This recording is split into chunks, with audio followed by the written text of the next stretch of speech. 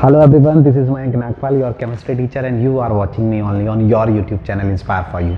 Student last class में हम लोगों ने बहुत अच्छे से मेटालिक करेक्टर तक डिस्कस कर लिया था, यानी पैरियोडिक ट्रेंड्स हम लोग डिस्कस कर रहे थे कि टॉप टू बॉटम चलते हुए पैरियोडिक ट्रेंड में क्या वेरिएशन आता है और लेफ्ट टू राइट चलते हुए क्या वेरिएशन आता है। तो लास्ट वेरिएशन जो हम लोगों ने डिस्कस किया था वो मेटालिक करेक्टर का डिस्कस किया था और मेटालिक करेक्टर के केस में हम लोग इस कंक्लूजन पर पहुंचे थे कि लेफ्ट टू राइट चलते हुए मेटालिक करेक्टर क्या होता है, डिक्रीज होता है, वाइल टॉप टू बॉटम चलते हुए मेटालिक करेक्टर इंक्रीज होता है। तो आज की क्लास में हम लोगों को डिस्कस करना है नॉन मेटालिक करेक्टर क्या होता है और हम कहें कि इलेक्ट्रोनेगेटिव नेचर क्या होता है। तो चलिए स्टार्ट करते हैं नॉन मेटालिक करेक्टर को।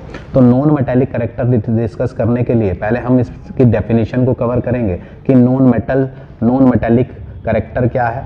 तो नॉन मेटालिक करेक्टर क्या होता है इसको डिस्कस करने के लिए स्टूडेंट देखिए आप, हम कहते हैं द टेंडेंसी, पहले हम इसकी डेफिनेशन देखें, the tendency of an element, the tendency of an element to accept, the tendency of an element to accept the electron, to accept the electron, to accept the electron for fulfilling their outermost shell, fulfilling their outermost shell. This nature, outermost shell, this nature is called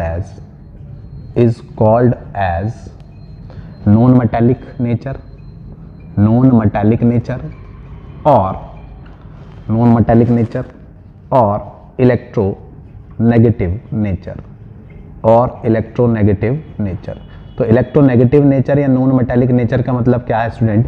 definition ये कह रही है कि वो element जो अपने outer most को complete करने के लिए, अपनी आउटर मोस्ट वाली शेल को कंप्लीट करने के लिए क्या करते हैं, इलेक्ट्रॉन को एक्सेप्ट कर लेते हैं और अपने ऊपर नेगेटिव चार्ज ले लेते हैं। तो इस टेंडेंसी को नॉन मेटालिक नेचर बोला जाता है और ऐसी स्पीशी को इलेक्ट्रोनेगेटिव स्पीशी बोला जाता है। तो पहले तो हम लोगों ने ये डेफिनेशन कवर करी।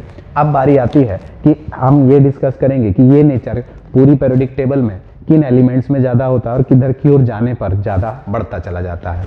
तो एक्चुअल में क्योंकि मेटालिक नेचर हम पढ़ चुके हैं और ये इसका रिवर्स है, मेटालिक नेचर क्या है, नॉन मेटालिक का रिवर्स है या नॉन मेटालिक मेटालिक का रिवर्स है। तो जितनी प्रॉपर्टीज हमने मेटालिक के केस में पढ़ी थी कि टॉप टू बॉटम चलते हुए जो मेटालिक के केस में जो चीज़ घट रही थी, यानी वहाँ जो घट रहा था वो यहाँ बढ़ेगा और यहाँ जो घट रहा था वो वहाँ बढ़ेगा। तो इन शॉर्ट अगर मैं बात करूँ वेरिएशन इन ग्रुप, अगर ग्रुप में मैं बात करता हूँ स्टूडेंट, तो आप देखिए वेरिएशन इन ग्रुप की बात करें, ग्रुप का मतलब होता है टॉप टू बॉटम चलते हुए। तो टॉप टू बॉटम चलते हुए सपोज करो मैं ग्रुप 15 या 14 ले रहा हूँ, जैसे ये 14 ग्रुप है, ठीक है। अगर मैं यहाँ देखूँ तो ये होता है। अब अगर मैं इसमें ये ग्रुप है कार्बन, सिलिकॉन, जर्मेनियम, टिन और लेड, तो अगर ये ग्रुप है तो आप देखिए कार्बन क्या है, एक नॉन मेटल, सिलिकॉन क्या है, एक non metal.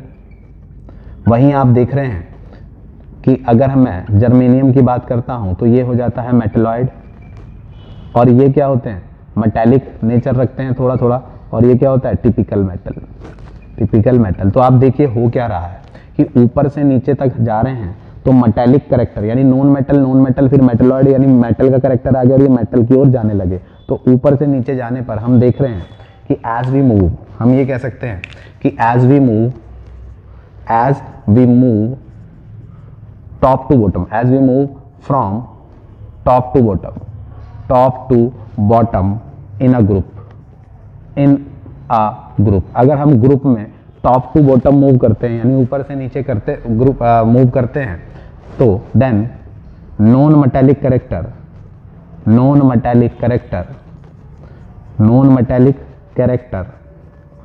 Decreases.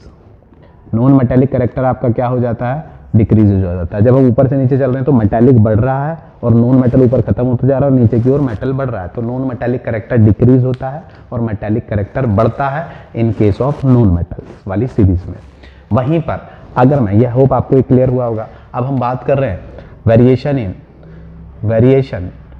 In period. जब मैं वेरिएशन इन पीरियड की बात करूंगा तो वेरिएशन इन पीरियड का मतलब है कि लेफ्ट टू राइट चलते हुए क्या होगा। तो लेफ्ट टू राइट चलते हुए क्या होगा उसको भी अब हम डिस्कस कर लेते हैं। तो आपने ये देख लिया होगा, मैं इसको रब कर देता हूँ। ठीक है। अगर मैं देखूं कि लेफ्ट टू राइट चलते हुए बच्चों क्या हो रहा है, तो वेरिएशन इन पीरियड में हम कहेंगे कि हम एक कोई पीरियड ले लेते हैं और उससे आपको एग्जाम्पल हो जाएगा। तो मैं सेकंड पीरियड ले रहा हूँ, लिथियम, लिथियम के बाद आपका बेरिलियम, बेरिलियम के बाद boron, carbon, nitrogen, oxygen, fluorine और आप देखेंगे नियॉन। तो इन शॉर्ट साफ दिख रहा है कि ये एक मेटल है, ठीक है। बेरिलियम जो है फिर भी मेटेलिक नेचर रखती है थोड़ी, ये एक्सेप्शनल है, ठीक है। भले ही इसके पास आउटर मोस्ट में 3 इलेक्ट्रॉन है, लेकिन ये मेटल नहीं होती है, नॉन मेटेलिक नेचर रखती है। कार्बन नॉन मेटल है, फिर नॉन मेटल और ज़्यादा नॉन मेटल और गैसेज में आ जाते हैं। तो इसका मतलब क्या है कि मेटेलिक करेक्टर यहाँ दिख रहा है, थोड़ा सा यहाँ दिख रहा है, थोड़ा बहुत यहाँ है, और उसके बाद तो नॉन मेटेलिक करेक्टर खत्म हो गया और नॉन मेटेलिक बढ़ गया। तो हम क्या कहेंगे, एज वी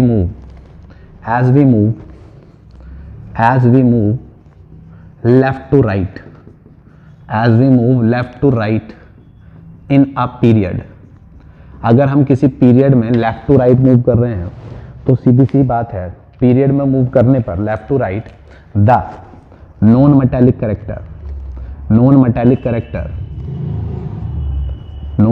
करेक्टर क्या हो रहा है student, increases, non metallic character increases. तो लेफ्ट टू राइट चलते हुए नॉन मेटेलिक करेक्टर बढ़ता है। और आप देखिए मोस्ट इलेक्ट्रोनेगेटिव या नॉन मेटेलिक कौन होती है, ये होती है। नॉन मेटेलिक करेक्टर किस बात पर डिपेंड करता है, तो नॉन मेटेलिक करेक्टर वो एलिमेंट सबसे ज़्यादा नॉन मेटल होता है जो जितनी जल्दी इलेक्ट्रॉन को एक्सेप्ट कर लेता है, और जितनी जल्दी इलेक्ट्रॉन को एक्सेप्ट करके अपना आउटर मोस्ट फुलफिल कर लेगा। तो आप देखिए फ्लोरीन कैसा है, फ्लोरीन को केवल 1 इलेक्ट्रॉन चाहिए, 2s2 कॉन्फ़िगरेशन होता है, 1 इलेक्ट्रॉन लेते ही ये F नेगेटिव बन जाएगा और नियॉन जैसा कॉन्फ़िगरेशन ले लेगा, और नियॉन जैसा कॉन्फ़िगरेशन लेते ही क्या होगा, कितनी जल्दी F नेगेटिव बन गया, तो इलेक्ट्रोनेगेटिव नेचर आ गया। तो इसका मतलब क्या है कि जो एलिमेंट जितनी जल्दी नेगेटिव चार्ज को कैरी करेगा और अपना ऑक्टेट फुलफिल करेगा, उसके अंदर उतना ही ज़्यादा नॉन मेटेलिक करेक्टर होगा। तो सबसे ज़्यादा पूरी पेरियोडिक टेबल में नॉन मेटेलिक करेक्टर, या हम कहें कि इलेक्ट्रोनेगेटिव नेचर किसका होता है, फ्लोरीन का।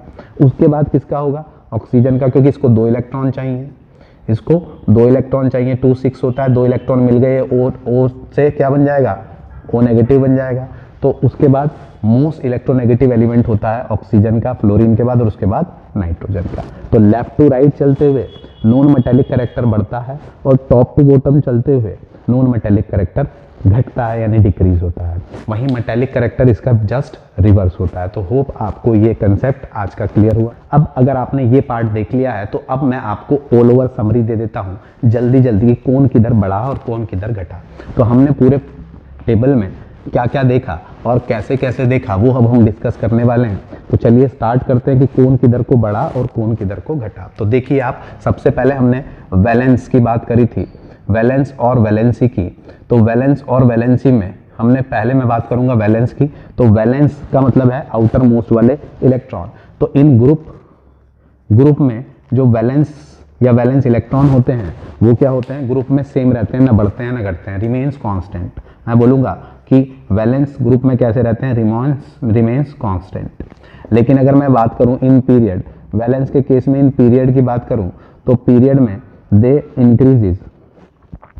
Increases on moving left to right, on moving left to right. तो लेफ्ट से राइट जाते हुए वैलेंस इलेक्ट्रॉन्स बढ़ते हैं, रेगुलरली बढ़ते हैं। वहीं मैं बात करूंगा वैलेंसी की। तो वैलेंसी के लिए अगर मैं बात करूं तो ग्रुप में जो वैलेंसी होती है रिमेन्स सेम रहती है, ग्रुप की वैलेंसी रिमेन्स सेम रहती है। वहीं पीरियड में हमने देखा कि वैलेंसी जो होती है फर्स्ट इंक्रीज एट हाफ, आधे तक क्या होती है, बढ़ती है, and then decrease at last तक जाते जाते वैलेंसी क्या हो जाती है, घट जाती है। किसमें, पीरियड में घट जाती है और ग्रुप में सेम रहती है। तो हमने सबसे पहले क्लास में ये देखा था वेरिएशन में। फिर मैं बात करूंगा यहाँ पर एटॉमिक साइज की। तो एटॉमिक साइज के लिए मैंने आपको कहा था कि अगर मैं ग्रुप की बात कर रहा हूँ, इन ग्रुप में ऊपर से नीचे चलते हुए, टॉप टू बॉटम चलते हुए जो एटॉमिक साइज होता है इंक्रीज होता है, और इंक्रीज होने का रीजन होता है due to increasing the shell, increasing the number of shell बढ़ जाती है due to increasing the number of shell. वहीं पर पीरियड में एटॉमिक साइज की अगर मैं बात कर रहा हूँ पीरियड में, तो पीरियड में एटम का साइज डिक्रीज होता है, decrease is left to right, left to right जाते हुए डिक्रीज होता है। इसका रीजन बताया था आपको, due to increasing the nuclear charge, nuclear charge के बढ़ने से क्या होता है, atomic size left to right घट जाता है। तो ये दो ट्रेंड पड़े। इन दो ट्रेंड के बाद अगर मैं थर्ड ट्रेंड को यहाँ पर डिस्कस करूँ, बहुत इन शॉर्ट डिस्कस करूँ, तो थर्ड ट्रेंड हम लोगों ने डिस्कस किया था यहाँ पर मेटालिक कैरेक्टर, मेटालिक कैरेक्टर। तो मेटालिक कैरेक्टर की अगर मैं बात कर रहा हूँ तो मेटालिक कैरेक्टर में मैंने आपको बताया कि टॉप टू बॉटम चलते हुए यानी ग्रुप में, इन ग्रुप में मेटालिक कैरेक्टर इंक्रीज होता है, ग्रुप में मेटालिक कैरेक्टर इंक्रीज होता है, यानी टॉप टू बॉटम चलते हुए क्या होता है, इंक्रीज। और पीरियड में लेफ्ट टू राइट चलते हुए मेटालिक कैरेक्टर क्या होता है, डिक्रीज। तो होप आपको ये भी याद होगा। अभी हमने नॉन मेटालिक कैरेक्टर को डिस्कस किया, और नॉन मेटालिक कैरेक्टर के लिए मैं यहाँ बना देता हूँ कि नॉन मेटालिक कैरेक्टर को अगर मैं यहाँ बनाऊँ तो ये अभी डिस्कस किया था, ये तो अभी याद होगा ही कि हमने देखा कि नॉन मेटल जो होता है या नॉन मेटालिक कैरेक्टर जो होता है वो मेटालिक का रिवर्स होता है। तो इन ग्रुप नॉन मेटालिक कैरेक्टर क्या होता है, डिक्रीजेस, यानी टॉप टू बॉटम चलते हुए क्या होता है, decrease. In period non metallic character क्या होता है, इंक्रीजेस, यानी लेफ्ट टू राइट जाओगे तो इंक्रीज होगा, टॉप टू बॉटम जाओगे तो डिक्रीज होगा। तो इस तरीके से हमारे ट्रेंड्स का वेरिएशन होता है। होप आपको सारी बातें क्लियर हुई होंगी। मिलता हूं आपसे नेक्स्ट वीडियो में। Thank you very much.